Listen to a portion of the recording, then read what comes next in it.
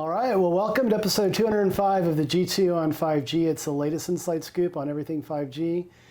We typically cover 6 topics in about 20 minutes, but as you can see, Anshul and I are traveling together. We're in the beautiful city of San Francisco. We just attended the T-Mobile Capital Markets Day. That is going to be one of our topics, but we're going to have sort of an abbreviated format this week. 4 topics. It is also brought to you by More Insights and Strategy. Anshul, good to see you here in San Francisco, buddy. Thanks. I just barely made it. Yeah, you did. So let's start with our first topic. And so this is big news. AST Space Mobile finally launched its first swath of commercial satellites. So these are Bluebirds. We've talked about this on a number of podcasts. With SpaceX, they put 5 birds into orbit. What do you think about all that?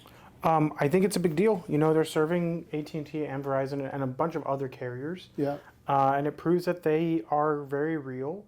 And I believe that those satellites were deployed successfully. They were. So it'll be really interesting to see how this plays out. And, you know, their stock has soared as a result of this. Yeah, it's up to nearly $30 a share, right? And yeah, I think they're just kind of executing on what they promised they would do. And, you know, they have a pretty rabid fan base. Mm-hmm. But yeah, I think it's good, and you know, Starlink needs some competition. Yeah, well, and you know, Starlink is still in the testing phase of what they're doing there, and so you know, like I always say, you know, competition breeds innovation. So this is great, and actually, you and I have an opportunity to spend some time with AT&T and AST Space Mobile. We're still finalizing those plans, so we don't want to share any dates or times with our viewers and listeners. But we are hoping to have a conversation with both AT&T and AST Space Mobile. So stay tuned for that. So let's talk about you know, the second topic du jour this week, and there was big news around mobile network programmability. And Ericsson announced a joint venture with a lot of mobile network operators where they really want to drive, finally, mobile network programmability into reality. So why don't you start off with your thoughts there? Yeah, I think it was something that it seems like the industry actually agreed upon. Yeah. Something that's rare in the provider space. Right. And I think it was just a realization that everybody was trying to do their own thing, and it wasn't working. Yeah. And I guess Ericsson approached a lot of the carriers, because that's what I heard. Yeah. And Ericsson approached the carriers to make this happen. And it sounded like it actually happened pretty quickly. Maybe because I think everybody wanted to realize monetize their 5G networks a little faster than, you know, they maybe had hoped. Yeah. And I think that, you know, it happened really quickly from what I've heard from a lot of carriers. And it seemed like this because they agreed that, like, you know, Ericsson seems like a happy, you know, intermediary between all the different carriers. And this way, the carriers are all invested in this. Yeah. You know, it's 50-50 carriers, 50-50 Ericsson. And yeah, I just think it's going to be a net positive for Ericsson too, because, you know, it's going to be running on their equipment. And they want that to be successful. And yeah, I just think it's really about monetization first and foremost. Yeah. But also, I just think that this is a net positive, because if you're an application developer or like a big enterprise, you can now build to one spec and have it at global scale. Yeah, you know, and the GSMA has done a lot here, setting standards and that sort of thing. You could argue that Ericsson was a little in front of their skis with the Vonage acquisition. You and I have talked about the fact that basically Ericsson has written off all of that $6 billion acquisition. And so they really needed to chart a new course. And, you know, the telecommunications industry, like many what I kind of call old school industries, sometimes they're resistant to change. But, you know, your point around speeding the developer journey, I think is super important. I mean, what this is all about is exposing network APIs to more easily leverage the inherent, you know, greatness of what 5G will deliver from a latency and throughput and device support standpoint. I will mention that prior to this announcement, I did publish an analyst insight on the More Insights and Strategy website. I remember that, yep. So for our viewers and listeners, if you want to learn more about what I wrote, go hit our website, But I talked about Vonage and I talked about Ericsson, but I also talked about Nokia. So it's also important to mention that Nokia launched its Network as Code platform about a year ago. And again, competition breeds innovation. And even though this particular announcement is very focused on Ericsson and the JV with all these mobile network operators, I do think there's a lot of value, and Nokia has done a lot to move things along as well. So I really think my conclusion in that analyst insight was that I think finally we're at a point where network programmability from a mobile standpoint has finally found its rhythm. So it'll be interesting to see how this all kind of plays out, but I think it's very, very positive for the industry. So, but let's move to our third topic, and you actually caught this one. So Verizon recently had a pretty big reduction in force, right? Yeah, it's a 5,000 person layoff. Yeah. Which is out of how many employees? 100,000. Okay, so it's it's relatively, it's not that big, but it's still 5%. It's still 5%. And they've also had some other layoffs that were like voluntary separation programs for managerial positions. Yeah. So it seems like Verizon's trying to cut costs here. They say this is going to cost them $2 billion to do. So wow. They're probably going to end up saving a few $1 billion after you consider the $2 billion. But the truth is, this is really an admission of they need to improve their profitability and that their network is not generating the types of revenue and profits that I think they would have hoped. Yeah. And I think it's because they just lost too many customers. And I think they lost a lot of mind share. And I think they're going to struggle to recover that. But I would say that I'm actually pretty confident that Verizon's network is much better today than it was, say, 3 years ago. Sure. However, they have lost a lot of customers. The sentiment's no longer there. And to be honest, I don't think that their mid-band network is anywhere near as good as like T-Mobile's. I'm pretty happy with the ultra capacity that I have on my iPhone. Yeah. It's good. Sorry, they call it ultra wideband. But their ultra wideband network is still spotty in a lot of places. Yeah. And that's partially because of the, C-band is just not that, doesn't propagate that well. Yeah. But I think with time it will be robust. But yeah, I think they're just going to have a hard time catching T-Mobile and also a hard time recapturing that leadership position that they had for so long. We've talked about Verizon quite a bit, and certainly when you look at 5G from a deployment standpoint, they've really sort of been in last place there. To your point, they've made up some ground. They've built out the very expensive C-band spectrum assets that they purchased in auction. And I think a lot of their churn has been on the consumer side, and really it's been an opportunity for T-Mobile to really capture a lot of that consumer subscribership, given how far ahead T-Mobile has been with building out those mid-band spectrum assets that they acquired through the Sprint acquisition. I do see light at the end of the tunnel. I've seen several announcements within the enterprise space where they're making some progress with private network deployments and that sort of thing. Enabling stadiums with millimeter wave connectivity, which the NHL with private 5G. NHL with private 5G. So there's some bright spots there. Don't count them out, but it's going to take them some time to catch up. And I think this recent layoff, it's just it's sort of part of getting kind of re-leveled and getting a little more nimbler as they move forward. So yeah, interesting stuff. But the whole T-Mobile setup, that's a great segue to our fourth and final topic this week. You and I were here in San Francisco this morning, and we spent 4 hours with the T-Mobile executive management team. There were 15 industry analysts, and including you and I, that were invited. And how many financial analysts? Probably were there? 50 or 100. 50 or 100, I don't know. A lot. There were a lot. But it was great. So it's been about 3 years since T-Mobile has conducted something like this. In 21, it was virtual because we were in the midst of the pandemic. So it was great to get together, spend some time with executives. We got to see Callie Field, that leads T-Mobile for Business, Mishka Dagan, that leads some of the business development activities, including the SASE offering.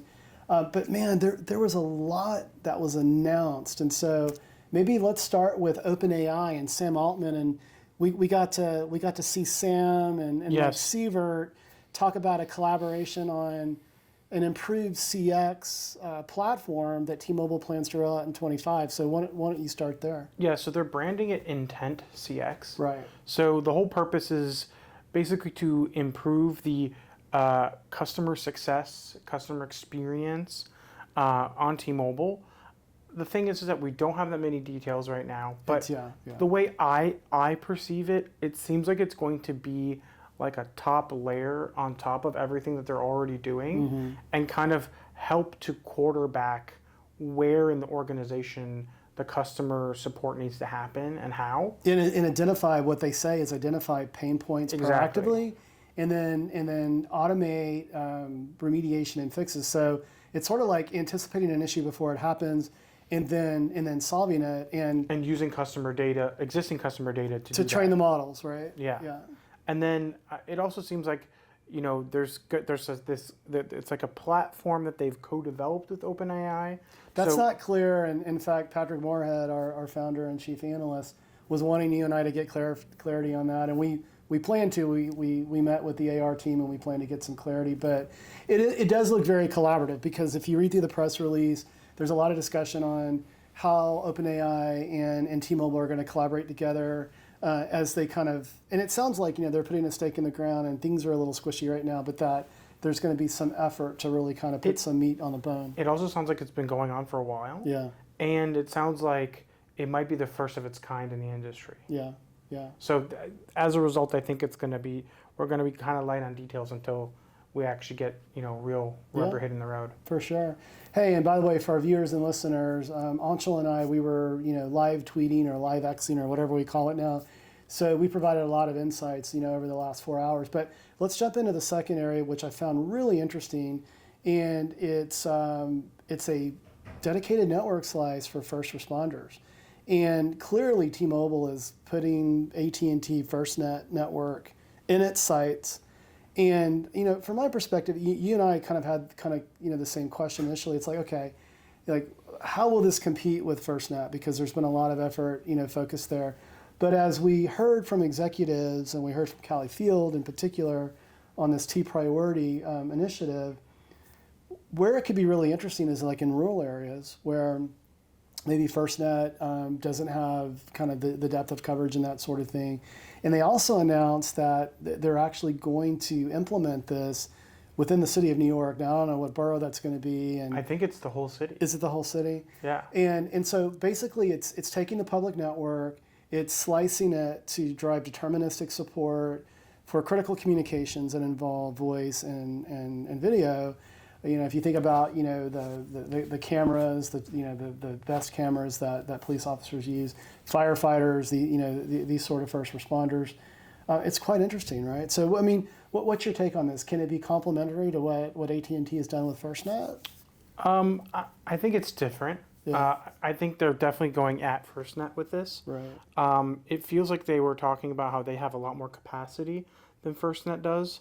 So, I Well, think... the 5G standalone network, right? Yeah, well, I mean, just the fact that it's part of their commercial network, Yeah. but it's a slice, and they're going to be able to guarantee lower latency. They're going to be able to guarantee much more bandwidth. So I think what might end up happening is you might have, basic level communications and basic level interactions happening on FirstNet, and then in applications where you need more data, maybe you do use T-Mobile. I think it's called T priority. T right? priority, yeah. And use T priority, like if you're going to send somebody a big file, Right. you maybe won't be able to do that over FirstNet very quickly. But if you have T priority for data transfer, you can just send that file real quickly. You might even be able to just stream it live. So I think there are going to be applications where T priority might be a better application. I think they need to convince, police departments, fire departments, emergency response on why they're better, other than just giving numbers showing how they're better. But I think having New York City being their number one customer will help them prove that out, because it's such a big city with so many problems happening in real time. And I feel like, I think I even heard that FirstNet was originally proven out in New York City as well. So this might be kind of them following FirstNet's model, and also trying to improve upon it.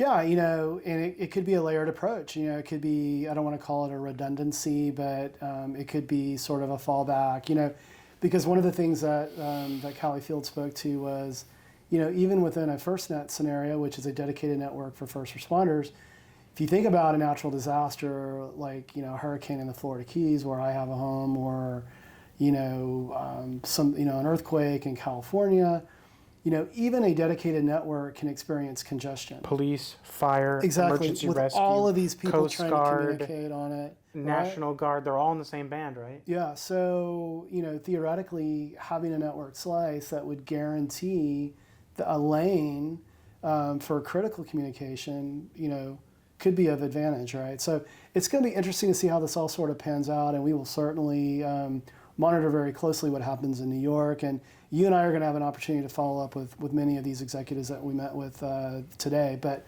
the final thing I want to talk about, tied to the T-Mobile Capital Markets Day, is AI RAN.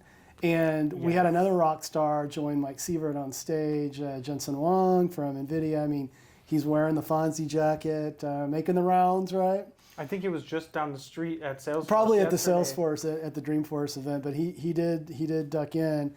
And this is really interesting. So it's the whole notion of using AI to optimize what you do in the radio access network. And the advantages there are that you can extend, improve coverage and performance. And if you think about it, you can do it on a very dynamic basis, because with AI and the algorithms, you can be constantly evaluating the environment, right? And environments are going to differ whether you're in a rural setting or you're in an urban setting, right? And certainly, in a rural setting, it's going to be wide open. In an urban setting, you're going to have contention, you're going to have line of sight issues and that sort of thing. So the whole notion is taking what Nvidia has developed with the CUDA platform, integrating that with a new compute piece of infrastructure, right? And then with AI to sort of supercharge the RAN. And and this is something that Nvidia talked about at GTC earlier this year, but the details were sort of pretty fuzzy. So this is a result of what came out of GTC, and it's interesting. T-Mobile has been very innovative, and they've been a disruptor in many aspects. And so I think T-Mobile is a great partner for Nvidia to take this to market. But what do you think about all that? Well, the one thing I was going to ask you, and this was something I just thought of as you were talking. Yeah. Has T-Mobile really embraced Open RAN at all? Well, that's interesting, because this did come up, during the sessions today, and no, they really haven't. I mean, honestly, AT&T has been much more. So this is them basically saying we're going to do Open they're RAN. going to jump into the Open RAN. Because this is like a stealth Open RAN announcement, right? Yeah, but it's sexier because it's AI. Sure. I mean, the only reason why I'm saying is because I felt like that was that lead was dropped. Yeah. It didn't really get brought up, but Right. like you can only do this if you do Open RAN. So I thought that was really interesting. It was. No, it's a great observation. Yeah. Yeah, I mean, so we could probably go on and on about what happened today, but I mean, again, it was 3.5 hours of a lot of content and a great Q&A, and I'm sure you and I will be writing this up either informally in blogs, or maybe we collaborate on a I think we Forbes. have to collab on an article. I think we have to do it as well, but I was going to say, I just want to inject a quick rapid fire 3 topics that I wanted to talk about. Go for it. And I wish I brought a telephone book, because I feel like I'm in the little kid's seat and you're in the adult seat here. So Maybe I'll sit on this for this pillow. episode, That we also wanted to talk about T-Mobile testing emergency notifications via satellite with SpaceX. Okay. For Starlink, that's the first time they've ever done that. Let's be balanced with our treatment of AST and Starlink. Yes. Yeah. And that went through, and it's potentially going to actually be available, not just for T-Mobile, but for like all carriers, which is going to be huge. Yeah. So you can send an emergency notification to the entire country if you need to, regardless of cell coverage. And then the NCAA has approved AT&T's 5G helmet, which we've talked about before, for deaf football players. And I'm hoping that I'm talking to AT&T about maybe getting a demo of that. Yeah, because there was a press release, so shout out to AT&T on that. And then finally, Huawei released their new Mate XT trifold, which is a actually a bifold. It has two hinges I on it. saw that. It's And crazy. it folds looking. into 3 screens, but it's actually just one big screen. But it's like $3,000. It's 10 inches. It's $3,000, but it's already sold out. It's sold out everywhere. Yeah. And it's a 10-inch screen when it's unfolded, and it's a 6.3-inch screen when it's folded up. And it's about the same thickness as a thick-ish smartphone, but you really wouldn't notice. I just wanted to throw those out there because I didn't want those to die on the vine. No, sweet. Yeah, I saw sort of a side-by-side comparison. I think it was with the Samsung S24. S24. Yeah. And Oh, no, you're right. It was the Fold. I think it was a Fold. It was very close. And it was very close. But yeah, the price point, $2,800 or $2,900. So... and it's like $600 if you break the screen. But let me ask you though, because like you're our device expert in the firm. I mean, how usable is that going to be for every day, or is it more just a gadget? I watched the videos. It looks like they're using the screen pretty well. Are they? Like I have a foldable in hand. Yeah. This is the Pixel 9 Fold. I'll be writing a review pretty soon. Mm-hmm. I could totally see myself using a better 16:9 aspect ratio or something close to Yeah. it. There's a lot of bars here, so I think it could work. Huawei kind of came out of nowhere with this one, and people are very excited about it. Yeah. Well, I'm a gadget guy, so maybe you can get me a review unit as well. We'll try. All right, buddy. Well, we made it fast and furious here in the city of San Francisco. Great podcast. Why don't you take us home? Absolutely. We hope our viewers and listeners found this week's topics interesting. If anyone out there would like to provide insights on a specific 5G topic for a future podcast, please reach out to us on social media. Will's at Whaletown Tech, and I'm at Anshel Sag. We hope you have a great weekend, and please tune in again next week, and don't forget to rate and subscribe.